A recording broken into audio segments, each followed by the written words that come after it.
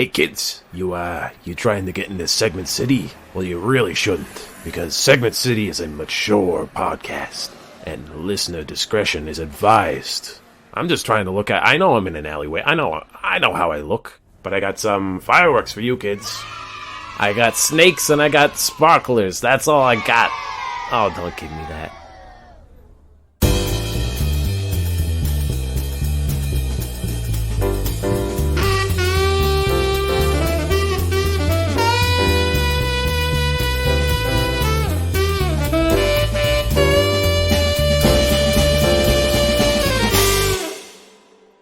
I was on a walk today, Theo. The days are getting shorter.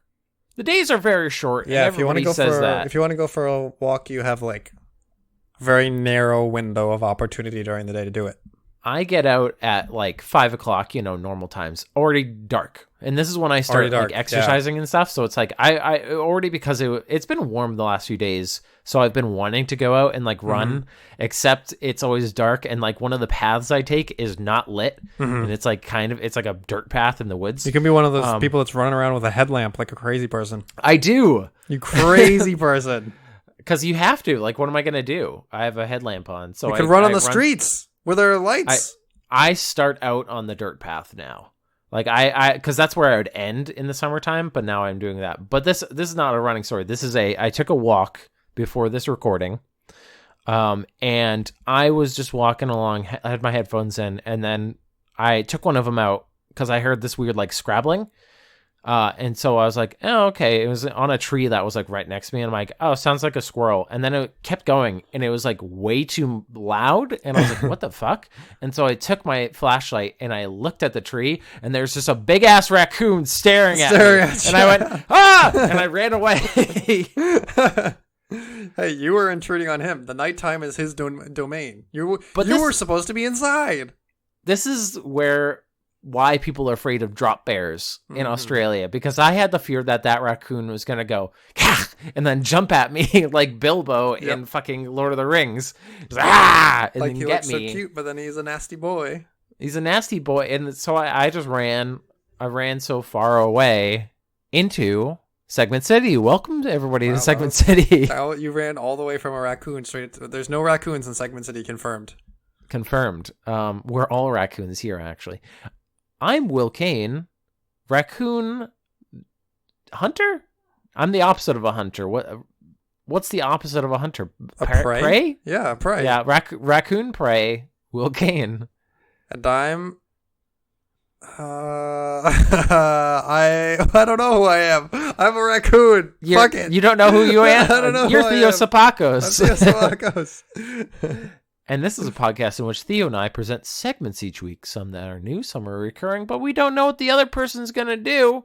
But we do know what I'm going to do first. It's Will's stupid thought. And this relates to my story.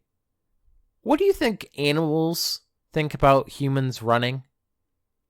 When I go for a run, sometimes I'll see a rabbit and I'll like, and it'll respond to the sound. Do you think they just stare at us and they're like, that guy's being chased by some predator? We better move it. If he's getting chased, that means I'm getting chased. Yeah. Well, I do wonder what they think, because they're like, he's just wasting all that energy. What do you think that they think when they see multiple people running, but they're running in different directions? Oh, like you're running one direction, and then the rabbit's like, all right, there's something behind him, but then someone goes running the way you just came. I thought you were gonna say like a marathon, like Stampede. They're like Stampede. The running of the people is happening. They must just get confused. They're like, why the fuck maybe they think we're on some like 3D chess kind of bullshit. Yeah. Compared to them, and it's like, oh, okay, they know what they're doing. I bet you some animals don't really question it. Like, it doesn't seem like dogs really question it. They're like, oh, running is fun. Yeah, hell yeah, they're running. I'm all about it. But then dogs start running. They never run at the pace that you're going. They're either that has to be a good dog. As their whole life depends on it, or they're they'll go just fucking destroy. Like, and you're like, ah. They never go at a jogging pace. My mom has a corgi, and it's very, very short.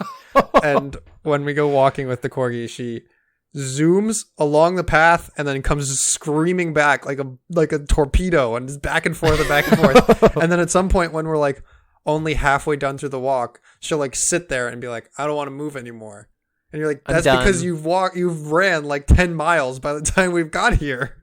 You idiot. It's like, carry me. Yeah, I don't know. Cats definitely don't know what they're like, oh, stupid humans. They don't give a shit. Prey animals probably think we're being chased by something. Yeah, I just don't know what they think. I'm afraid of skunks like most people, I think. I don't want to be sprayed by a skunk. I don't think I'm afraid of skunks so much as I'm just like generally nervous about them. Is that scared? I would qualify it as nervous. Here's the difference, I think, because I saw skunks waddling through my front, as they do, like front yard, I guess you'd say. And I was like, oh, cute, and I like took pictures of them. It was at nighttime, but then I was like, hey, get out of here though. But also, don't stick around. You're bad news. If I saw a bear waddling through my front yard, I would be terrified. I would lock every door. I would hunker down. So, funny story about bears. My dad insists on keeping the bird feeders up year round at the behest of the neighbors and the fire department, who has come and told him off multiple times to his face, like, hey, take down those bird feeders because bears will come. And several times the bears have come. There was one morning where he came downstairs and he saw that the bird feeder had been knocked over, and he was like, all right, gotta go check that out. And it's like one of those bird feeders that sits on a pole and had like fallen over, and the pole had fallen over. And so he like went out to the yard and like tried to pick the pole up, and he like tried to pick it up and it wasn't coming up. And he realized that the pole hadn't fallen over. It had completely bent at a 90-degree angle because a bear had come and bent it to the ground. The pole was still in the ground. Yeah. Because it had like pulled it 90 degrees to eat it. Because it was so heavy. Yes. What is your father thinking? And so like I called him like 2 weeks ago and he's like, oh yeah, there's a bear outside right now. And I was like, are the bird feeders up? And he's like, yes. And I was like, hasn't the fire department told you? And he's like, yeah, but the fire department, like, the birds are going to starve. And I was like, in what world are the birds going to starve, Dad? You're not, like, giving them life. The and if bird you take it savior. Away, yeah, exactly. He's like, without me, all of these birds would perish. I am the life bringer of birds. Here's a fun fact about birds. Birds did not exist before humans or bird feeders. They couldn't eat. One day, a man walked outside with his bread, and he left it on the ground. And boom, a new animal was born, and it started eating that bread. And from then on, we have been the bird keepers. We've made birds. What is the purpose of life? To feed the birds. That's all we're here for. It's actually the birds' world. According to some conspiracy theories, birds don't exist and they're all robots. So maybe we did make all the birds. According to some conspiracy theories, humans don't exist. It's just about the birds and we're just here to feed them. Whoa. I thought you were going to say you're the only person who exists, and you would be right. Bird person. But that's kind of Will's stupid thought about how do you convince your dad though? Because that's such an asinine thing to, it's like, completely that's ridiculous. The hill. Like, yeah, that's the hill that he's going to die on. Like, he's going to keep buying bird feeders and putting them up because he insists that the birds are going to die. I was like, Dad, they're not going to die. They're not going to die. Fine. And also, you're inviting bears onto your property, and you're probably, like, putting your neighbors at risk, potentially. Like, just put away the bird feeder. How hard is it? It's the same. It's like people not wearing masks. And then my dad, just like, I don't want to. The thing is, my dad isn't even like home to see the birds. He goes into his office. So what's the point? So what is it? What's even happening? Okay, well that's a disappointing end to this segment. I'm disappointed in your father. Oh, jeez. Hey, I have a question for you. This is Theo's stupid thought.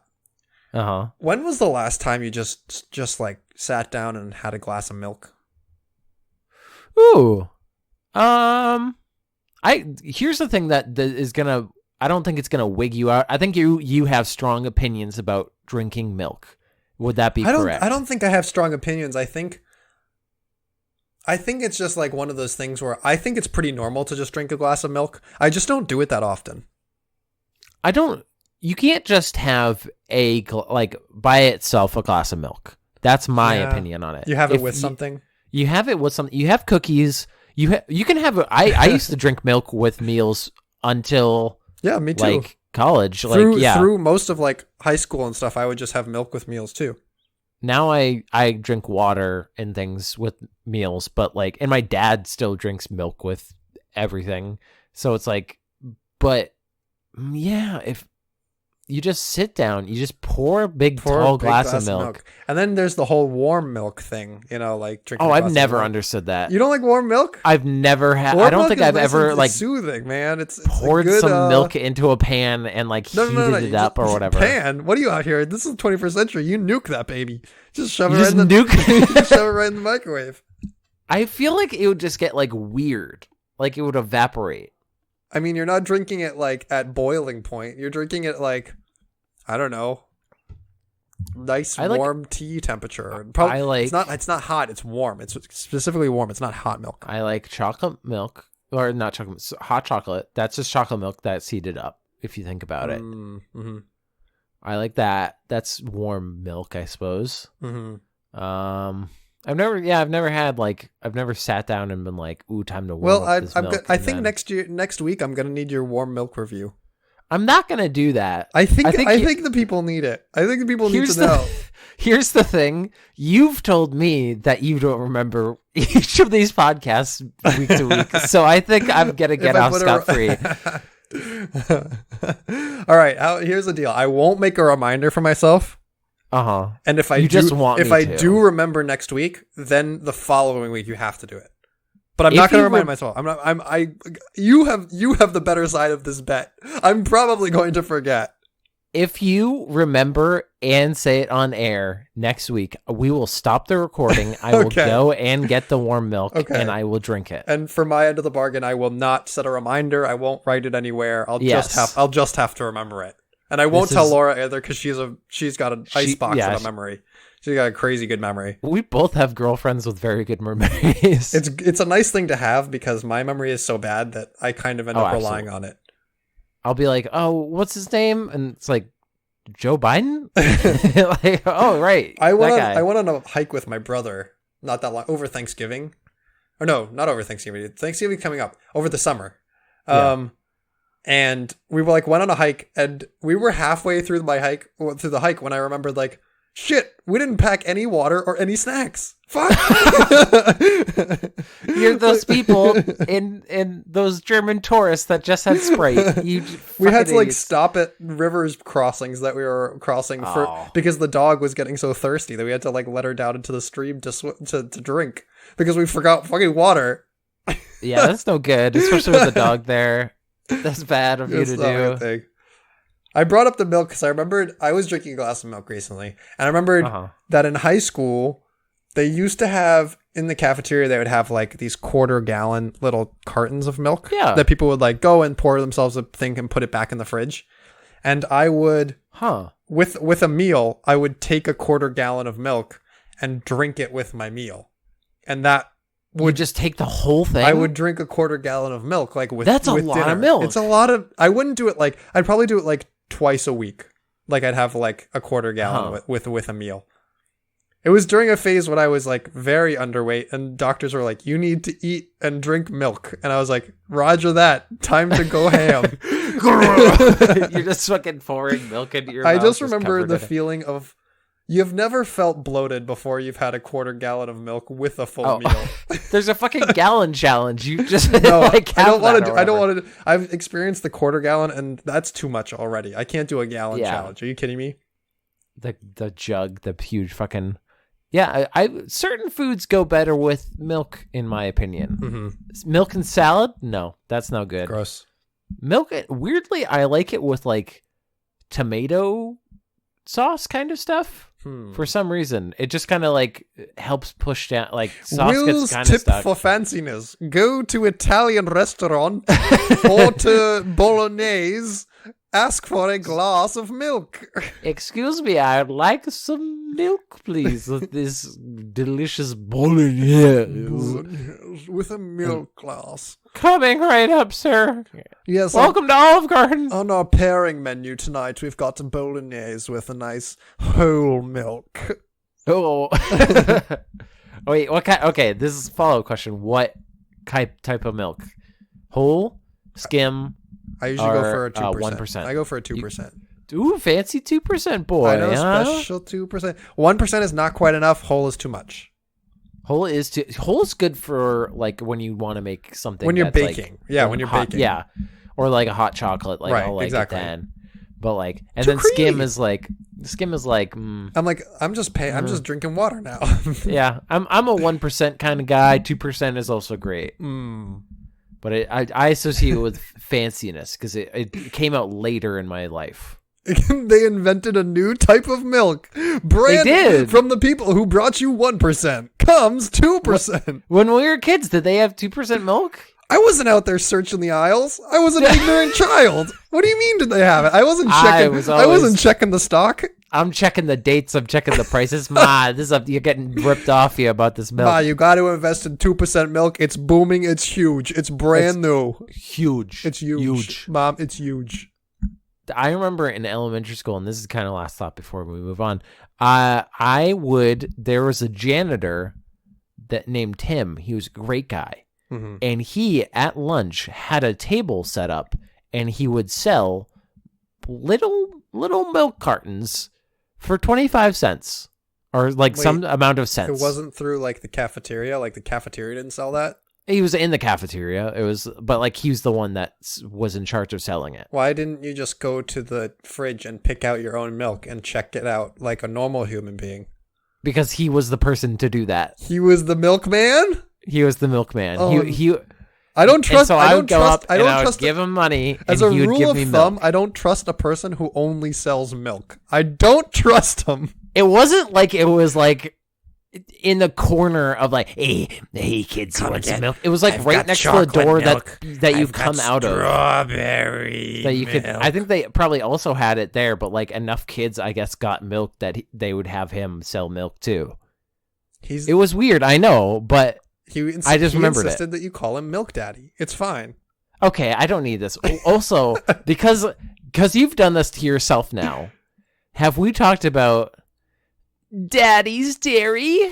No, that sounds horrible. I hate it. Oh my god, I can't believe you haven't heard of Daddy's Dairy. Like you said, I have very little memory for what happens on this podcast, so it's entirely possible we've talked about this. I don't think we've talked about Daddy's Dairy. Basically, Daddy's Dairy is a place that me and my girlfriend passed one day, and I just looked at it. I'm like, is that called Daddy's Dairy?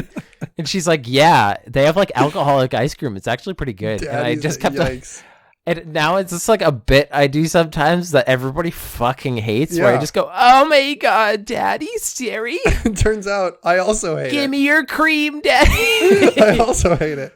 Okay, I'm done with the bit. We're moving on to my segment. All right. Which is actually a carryover from last week. I didn't get to do this one. This is in the news. In the news. From Associated Press News. This is from October 17th, 2020. So pretty close as opposed to some of the other articles we do that are from like a year ago or whatever. And this is called, quote, Big Pile, unquote, of Eels dumped in New York City Park. Impact not yet known. You can't measure eels in terms of piles. It's like measuring milk in terms of joules. This is just the milk episode, isn't it? Yes. That's the title of this episode, the milk episode. Well, let's hear about this big pile of eels in New York City. Andrew Orkin was taking a break from his evening jog to sit by Prospect Park Lake when he turned around and was startled to see a tangle of wriggling snakes. And quite a big pile, fully alive, said Orkin. I like the southerner that's in New York City. Wait, no, I'm wait. all about it. Hey, and quite a big pile, fully alive, there it is. said Orkin. A music composer, quite a big pile, fully alive. Quite a big pile, fully alive. Who lives near the Brooklyn Park. They turned out to be eels that had escaped from one of two large plastic bags that split open as a man dragged them to the shoreline. After dumping the eels in the lake, the man walked away, explaining to bystanders that, quote, I just want to save lives.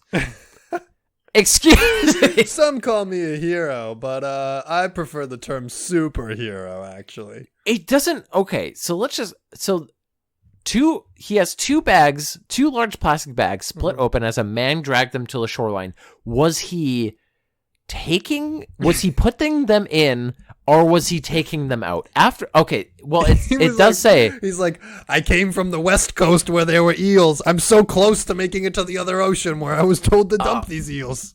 I got confused because he was just fucking lugging some eels in a bag to the shoreline. It made it sound like he was like dragging them from the water. Come on, into babies, you're so close to the Atlantic. Don't rip now.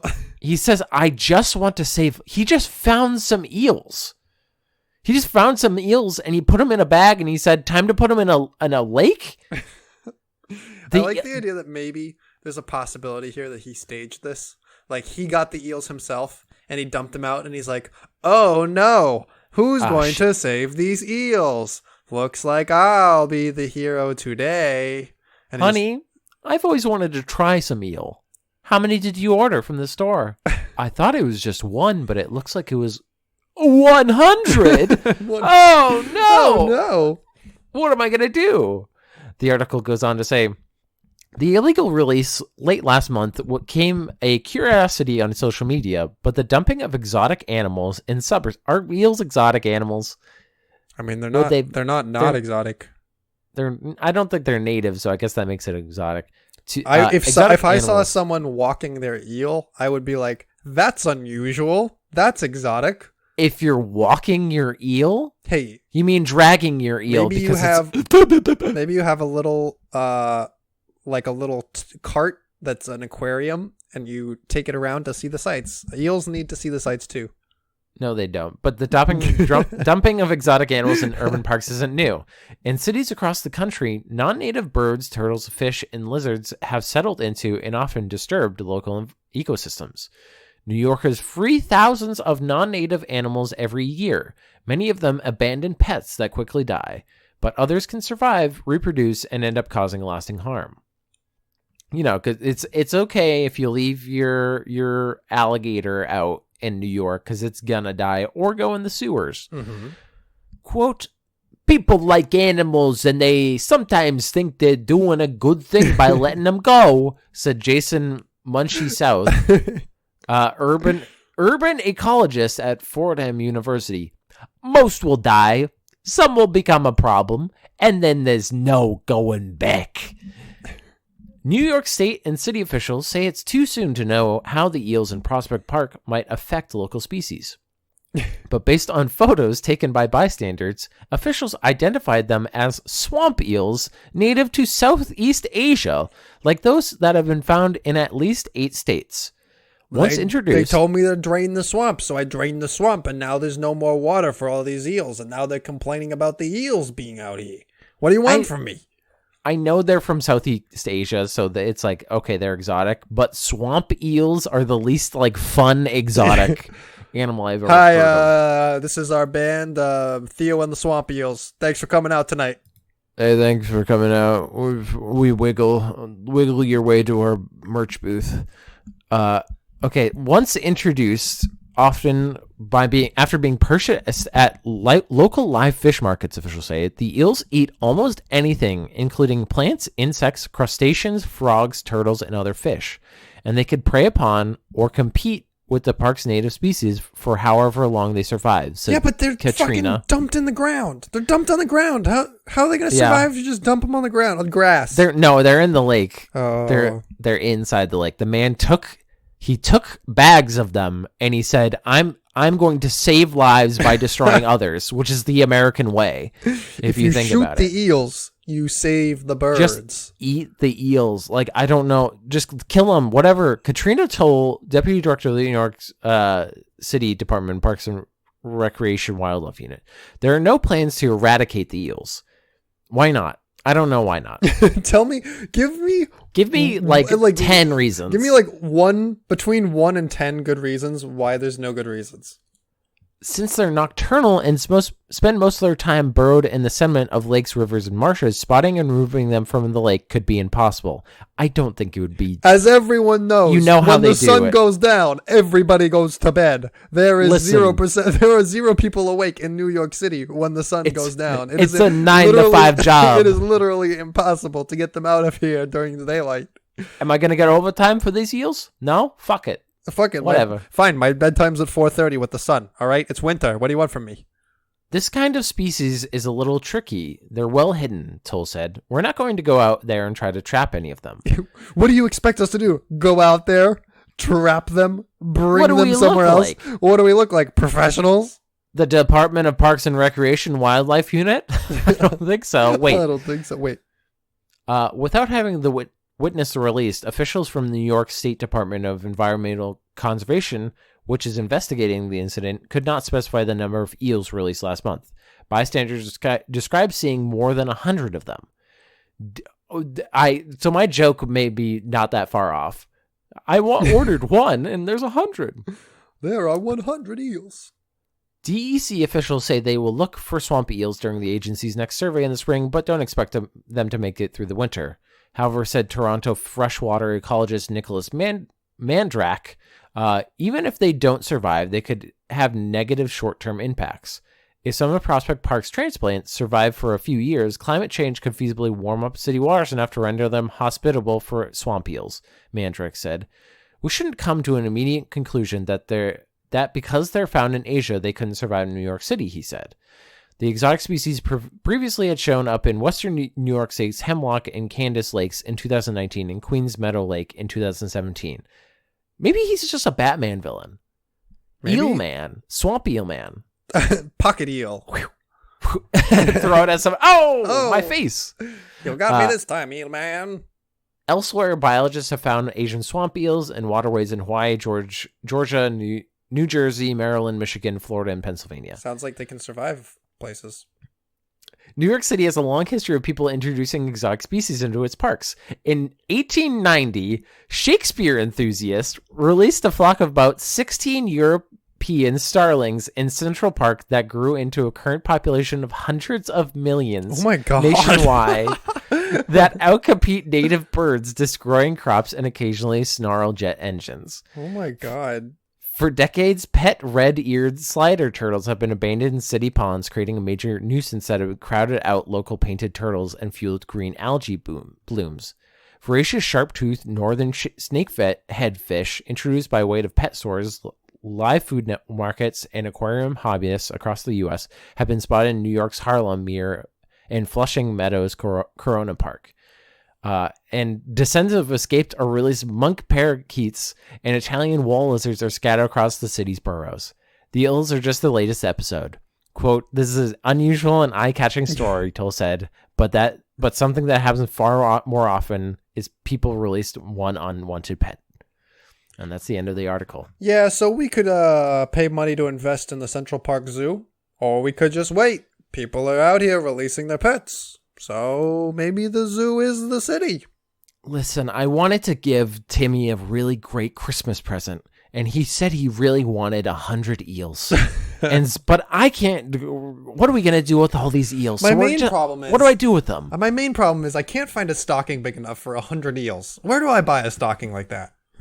This is just a perfect example to me of the short-term American mindset of, I don't want these eels. Let me just put them in a trash bag and just put them in a lake. That's what happens. Eels are in lakes, right? Probably didn't even Google it. Just like fucking whatever. It's like when you have a battery and you're like, do I throw this away? What do I do with this? And it just ends up on your counter for way too long. You end up getting 100 of them and putting them in a lake. Yeah. Yeah, exactly. Exactly. And so it's just a crazy thing. It's a crazy thing to be having a nice. What's crazy? Wait, am I gonna sneeze? No. Oh, it went away. I thought I was gonna sneeze. That's not crazy. It is. You know what is crazy? Your next segment. It's crazy. Hey, I have a Wikipedia historian for you about Project MK Ultra. Do you know about Project MK Ultra? I do know about Project MK Ultra. This is not a fun or funny topic, but it is weird. So Project MK Ultra is when the American government decided that they wanted to use lots of drugs on people to try to figure out how to mind control them. Mm-hmm. So there's a lot here, but I want to just read a particular portion of this about the experiments that they did on Americans.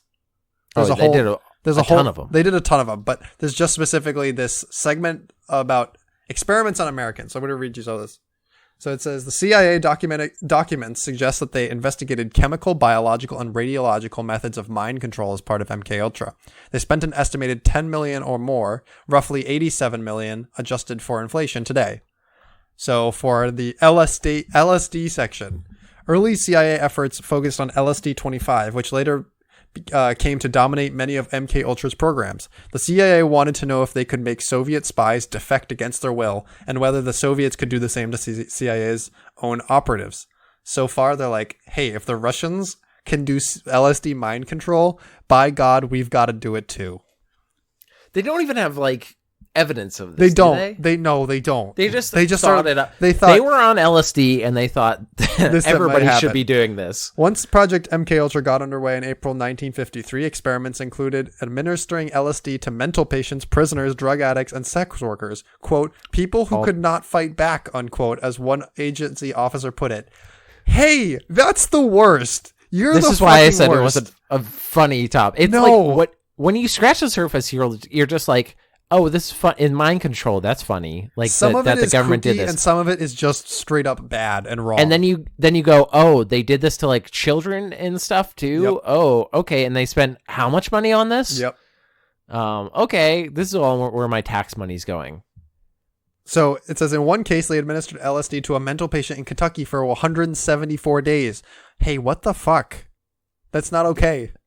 This was not even long ago. This is not, we always we've had times in the podcast where this is just old timey medicine where it's just oh, we just do whatever you want to people. They're just your guinea pigs. This is the time in the military when you could just do the fucking whatever. This is 50s, 60s. I think it ended in 80s, 75, 70s, 80, something like that. But it was ramped down pretty hardcore during the 60s. So it was mostly in the 50s and 60s. So it says they also administered LSD to CIA employees, military personnel, doctors, other government agents, and members of the public to study the reaction.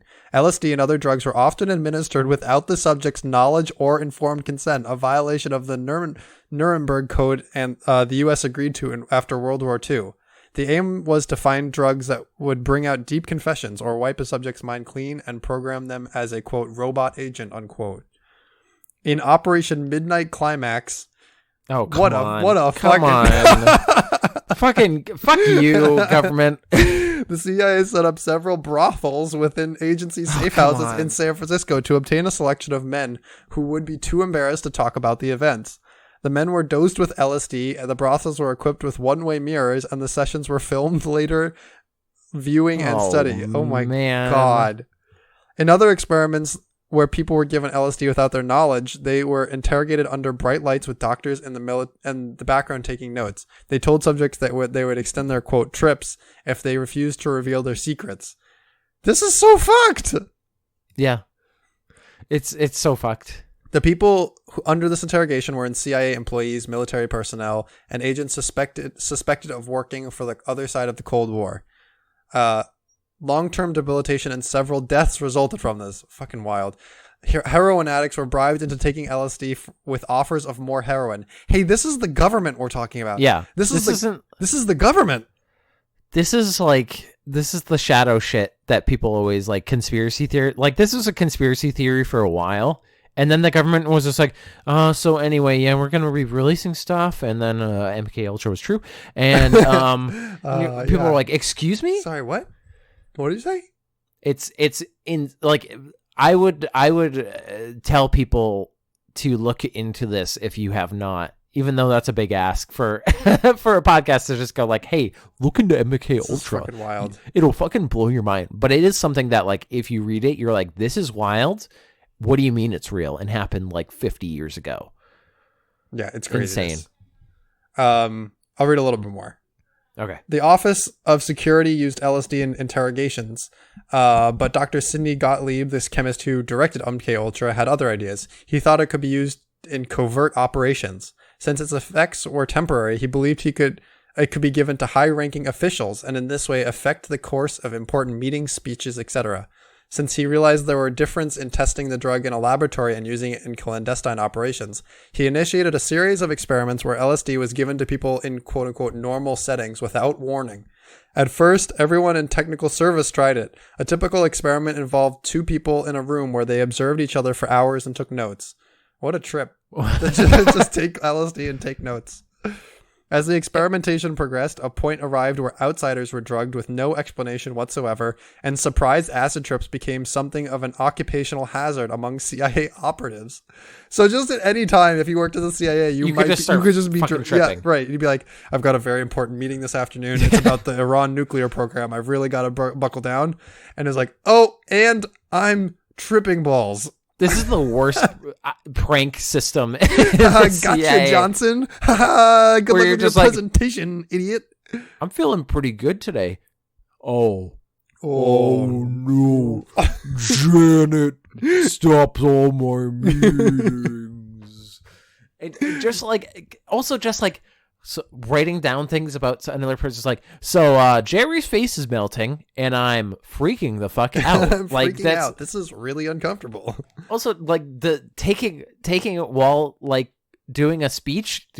My fellow Americans, I want you to know that you are all eyeless right now. Your faces are melting. And you're being absorbed into the alien hive mind. It's good to be here with you today.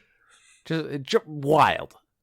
Adverse reactions often occurred, such as operative who was receiving the drug in his morning coffee, became psychotic and ran across Washington, seeing a monster in every car passing him. Yeah.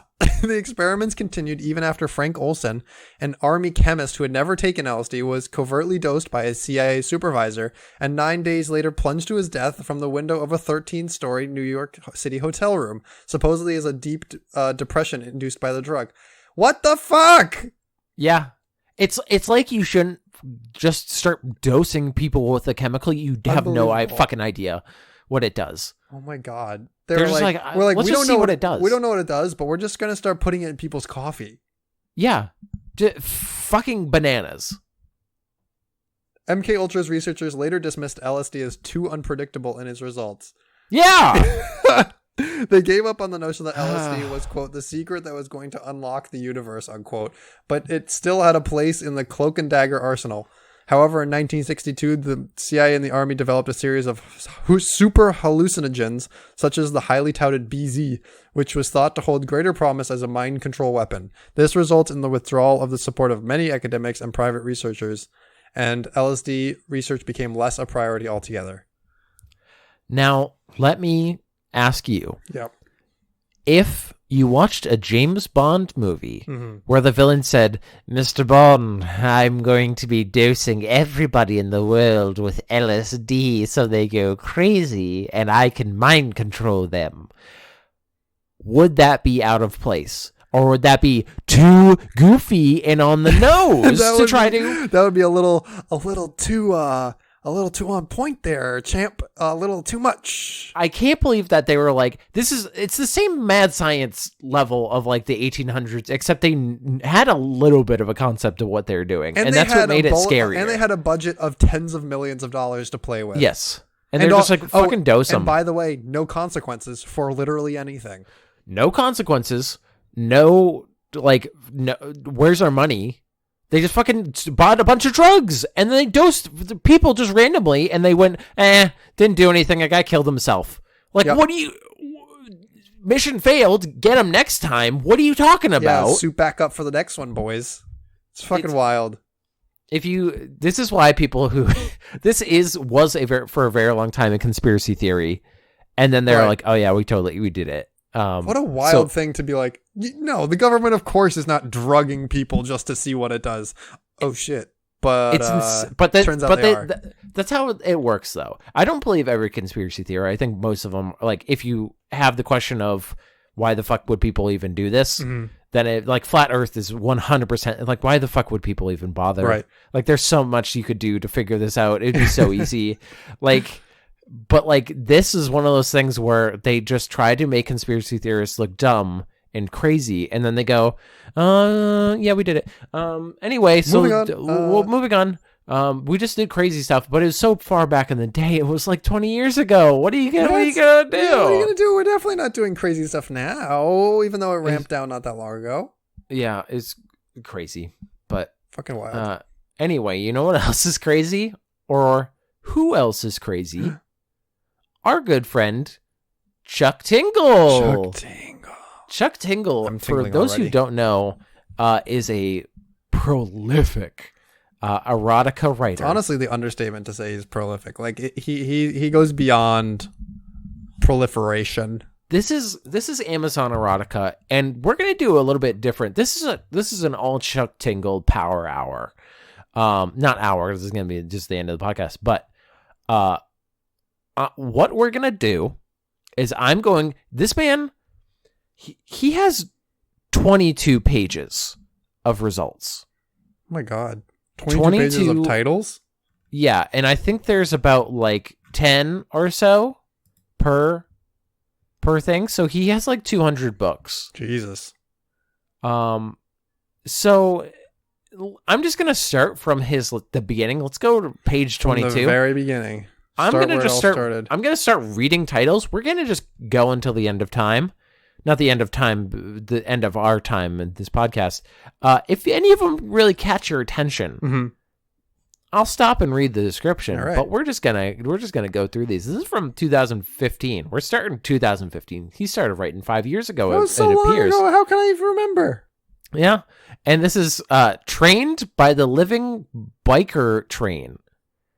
Trained by the living and there's a man in his underwear, and then there's a train with a face, a human face on the train. It's a guy who is a biker and there's a motorcycle next to him, but he has the face. It's a train with a face on it. It's kind of like Thomas the Tank Engine, except poorly photoshopped. Is that a turn on for some people? Thomas the Tank Engine? For Chuck Tingle, it is. Jesus. Top Horn, turned gay by the Unicorn Pilots. Okay, that's a contender. Chuck's Living Object Tinglers Volume 3. Living objects, just stuff around his house. He's like, yeah. What should I sexualize today? I can see my D&D figurines. I see my old study textbooks and a Rubik's Cube. Sounds like Rubik's Cube's getting sexy today. The picture is of a book on the cover. It's a picture of a book on the book cover that says "The best book ever written," and then it has a man's face photoshopped on the book. It's just a book with a guy. It's a book guy. Yeah. Lonely author pounded by dinosaur social media followers. So not only are they social media followers, they're dinosaur social media followers. Does that just mean he has a really old fan base? I'm a boomer. I love your content. It also I'm from the greatest generation. The main character's name, the lonely author, the titular lonely author, is named Buck Trungle. I wonder who is. I wonder if there's a little bit of projection there from Chuck Tingle. Yeah, from Chuck Tingle. There's another volume of Chuck's Living Objects Tinglers, which is a cup of coffee with a man's face on it. He literally was just looking around his room. Yep. Yeah. Hunter Dentist pounded in the butt by Cecil the Handsome Unicorn. I think this is just so on the nose. I think it's just in reference to the hunters that killed that lion, the dentist guy. Yeah, but what's the reference of pounded in the butt? What's that reference? It's just he just likes pounding people in the butt. Every single one of these is pounded in the butt. For example, the state of California stalks my gay butthole. Yeah, I want to hear this description. All right, we're going to go into the state of... Give me this description.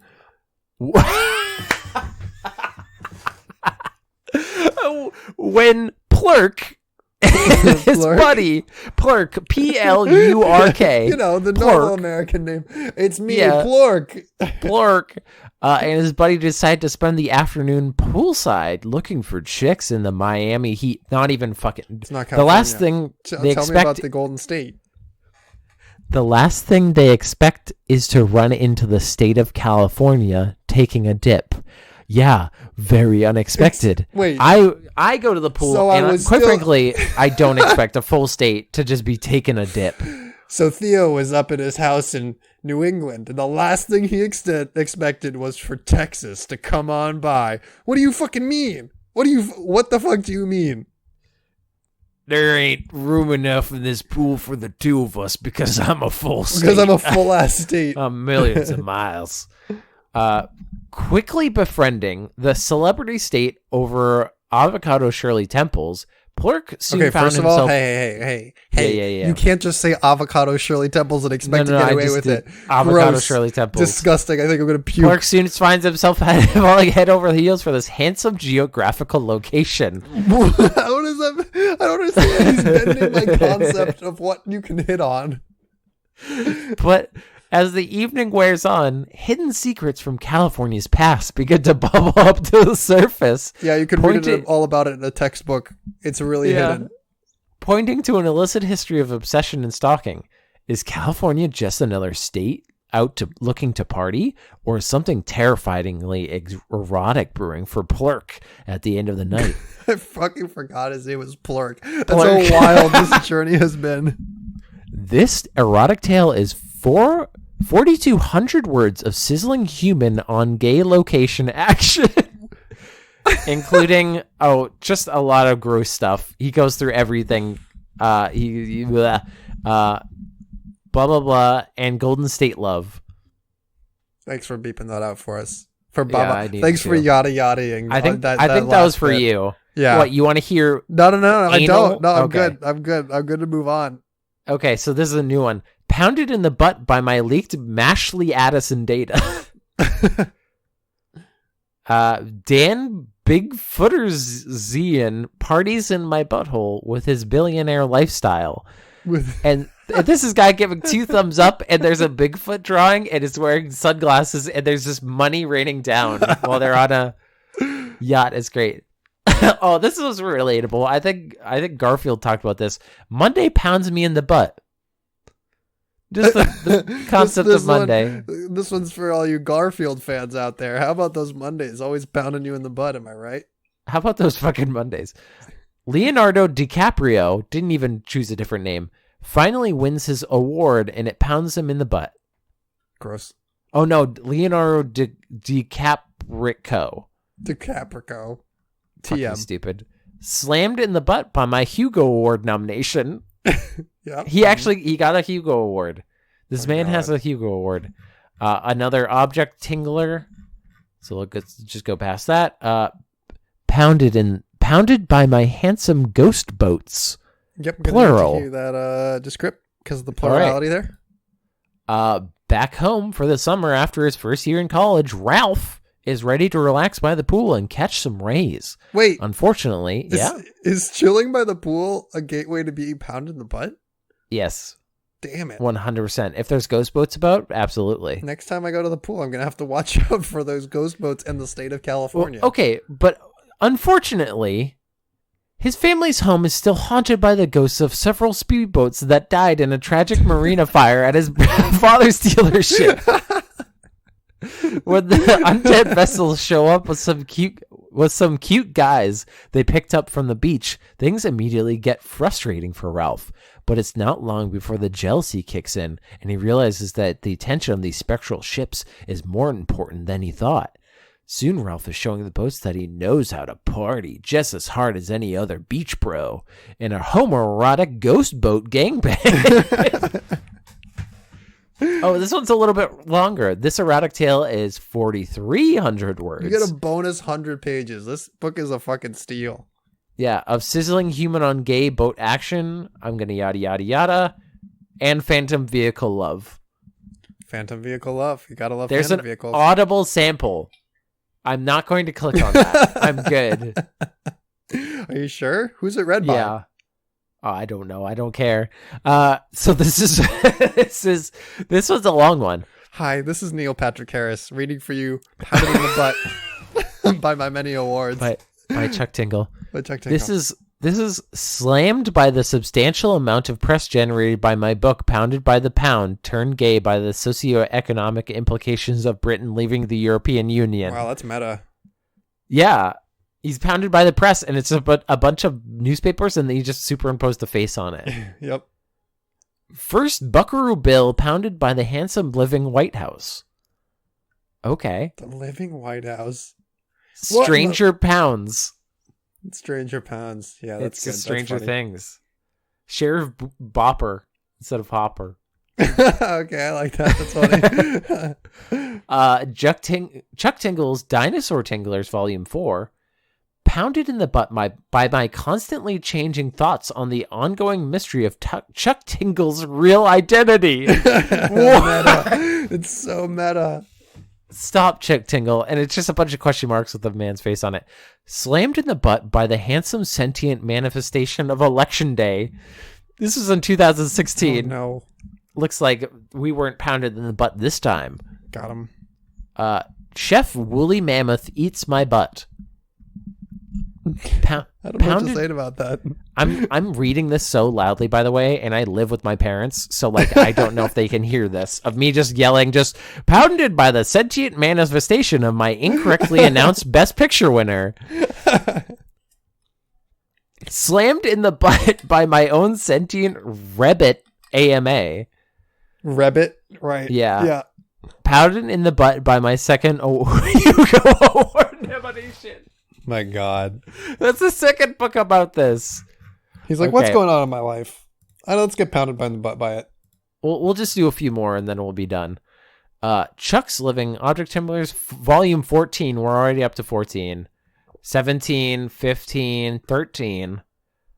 Donald Trump Jr. slammed in the butt by his secret Russian meetings and the grossly incompetent cover-up shortly thereafter. Oh my God. What a fucking title.